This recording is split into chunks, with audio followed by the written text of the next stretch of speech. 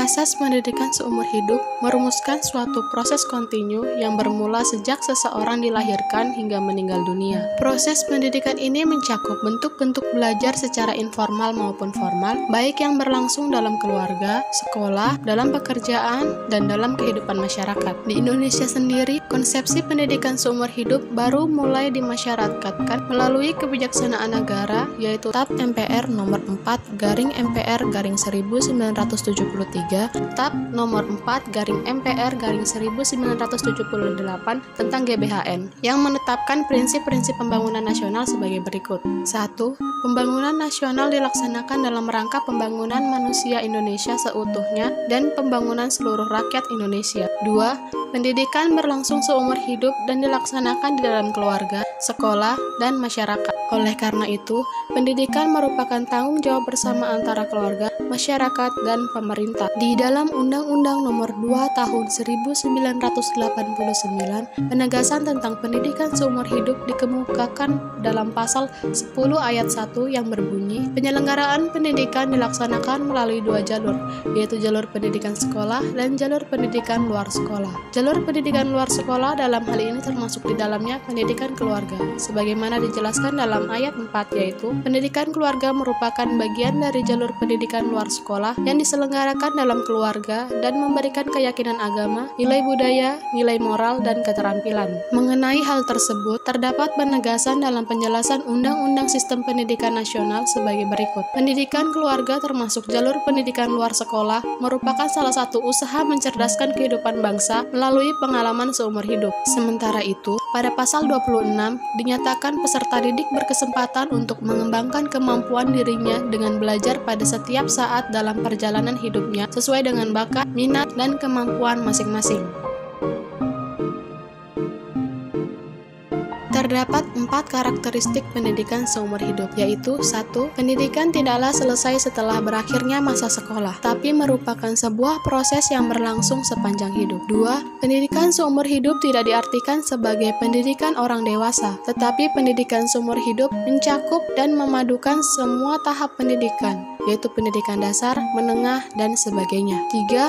Pendidikan seumur hidup mencakup pola-pola pendidikan formal maupun pola pendidikan non-formal, baik kegiatan-kegiatan belajar terencana maupun kegiatan insidental.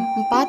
Tujuan terakhir pendidikan seumur hidup adalah mempertahankan dan meningkatkan mutu hidup.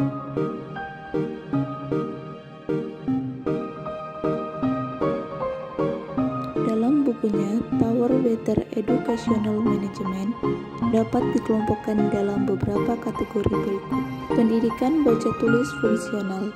Realisasi baca tulis fungsional memuat dua hal, yaitu memberikan kecakapan membaca, menulis, dan menghitung yang fungsional bagi anak didik. Menyediakan bahan-bahan bacaan yang diperlukan untuk mengembangkan lebih lanjut kecakapan yang telah dimilikinya tersebut. Pendidikan vokasional. Dalam hal ini, sebagai program pendidikan luar sekolah bagi anak di luar batas usia sekolah atau sebagai program pendidikan formal dan non-formal. Pendidikan profesional. Sebagai realisasi pendidikan seumur hidup dalam tiap profesi, hendaknya telah menciptakan built-in mechanism yang memungkinkan golongan profesional terus mengikuti berbagai kemajuan dan perubahan yang menyangkut metodologi, perlengkapan, dan terminologi, tahu juga dengan sikap profesionalnya. Pendidikan ke arah perubahan dan pembangunan. Pendidikan bagi anggota masyarakat dari berbagai golongan usia agar mereka mampu mengikuti perubahan sosial dan pembangunan yang merupakan konsekuensi penting dari asas pendidikan seumur hidup. Pendidikan kewarganegaraan dan kedewasaan politik. Dalam kondisi sekarang, di mana pola pikir masyarakat semakin maju dan kritis, sehingga diperlukan pendidikan kewarganegaraan dan kedewasaan politik bagi setiap warga negara. Pendidikan kultural dan pengisian waktu senggang. Pelajar diharapkan mampu memahami dan menghargai nilai-nilai agama, sejarah, kesusastraan, filsafat hidup, seni, dan musik bangsanya sendiri. Pengetahuan tersebut dapat memperkaya hidupnya, terutama dari segi pengalaman yang memungkinkannya untuk mengisi waktu senggang dan menyenangkan.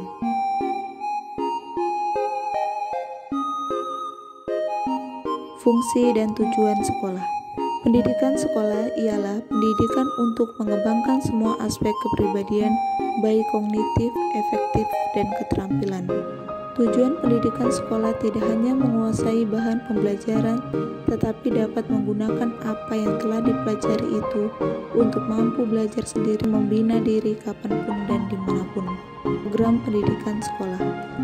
Kegiatan pendidikan terdiri atas kegiatan kurikuler dan ekstrakurikuler. Proses pendidikan sekolah tidak hanya melalui satu jalur pengalaman belajar, tetapi lebih merupakan gabungan dari berbagai pengalaman belajar.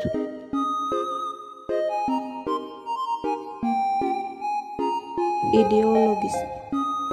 Semua manusia dilahirkan di dunia mempunyai hak yang sama, khususnya hak untuk mendapatkan pendidikan dan peningkatan pengetahuan, serta keterampilan pendidikan seumur hidup akan memungkinkan seseorang mengembangkan potensi-potensinya sesuai dengan kebutuhan hidupnya. Ekonomi memungkinkan seseorang untuk meningkatkan produktivitas, memelihara dan mengembangkan sumber-sumber yang dimiliki, memungkinkan hidup dalam lingkungan yang lebih menyenangkan dan sehat, memiliki motivasi dalam mengasah dan mendidik anak-anaknya secara tepat. Sosiologis. Bagi orang tua akan merupakan pemecahan atas masalah-masalah pendidikan anaknya. Politis. Hendaknya seluruh masyarakat menyadari pentingnya hak milik dan memahami fungsi pemerintah, DPR, MPR, dan lain-lain. Teknologis. Harus senantiasa menyesuaikan perkembangan ilmu dan teknologi terus-menerus untuk menambah cakrawala pengetahuannya di samping keterampilannya. Psikologis. Mempunyai pengaruh besar terhadap pendidikan khususnya konsep dan teknik penyampaiannya. Pentingnya pendidikan seumur hidup. Keterbatasan kemampuan pendidikan sekolah. Pendidikan sekolah ternyata tidak memenuhi harapan masyarakat terlihat antara lain dalam banyaknya lulusan yang tidak dapat diserap dalam dunia kerja yang antara lain karena mutunya yang rendah. Daya serap lulusan rata-rata sekolah yang masih rendah karena pelajar tidak dapat belajar secara optimal. Pelaksanaan pendidikan sekolah tidak efisien yang terlihat dari adanya putus sekolah dan siswa yang mengulang. Pendidikan sekolah perlu dilengkapi dengan pendidikan di luar sekolah. Globalisasi dan pembangunan mengakibatkan perubahan-perubahan yang cepat dalam masyarakat.